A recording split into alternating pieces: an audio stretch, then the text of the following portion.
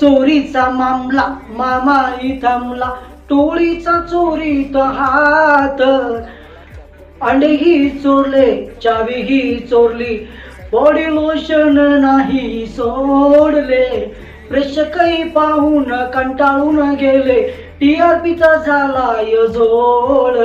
तर मित्रांनो, अशाच प्रकारे टीआरपीचा जो झालेला आहे आणि प्रेक्षक पाहून कंटाळलेले आहे यांना की घडी घडी चोरीचा टास्क ते विशालची टीम चोरी करती आणि त्याच्यानंतरून ते चोर पकडले जातात. ते स्वतः कबूल करतात की आम्ही चोरी केली. आज हात झाली. विशालने डायरेक्ट आयुषवरती आरोप लावला की तू चोरलं आणि तू त्याकडे ठेवलं होतं बॉडी लोशन आणि त्यानंतरून जर तुम्ही आमचे जेवण पाणी बंद केलं होतं ते तुमच्यावरती का नाही असा ॲलिगन्स लावला की आमचं पण तुम्ही करा. मित्रांनो, यावेळेस बिग बॉस मध्ये चोर भामटे तुम्ही घेऊन आलेले असं वाटायला लागलेलं आहे.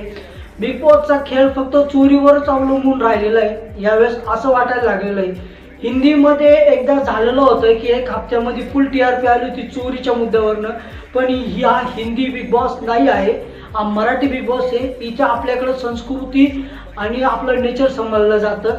या पद्धतीचे जर तुम्ही खेळ खेळले, प्रेक्षक कंटाळून सोडून जातील, टीआरपी खाली जाईल. तर मित्रांनो, तुम्हाला मला हेच सांगायचं होतं. आणि जर व्हिडिओ आवडले असेल मित्रांनो तर लाईक करा आणि सबस्क्राईब करायला विसरू नका.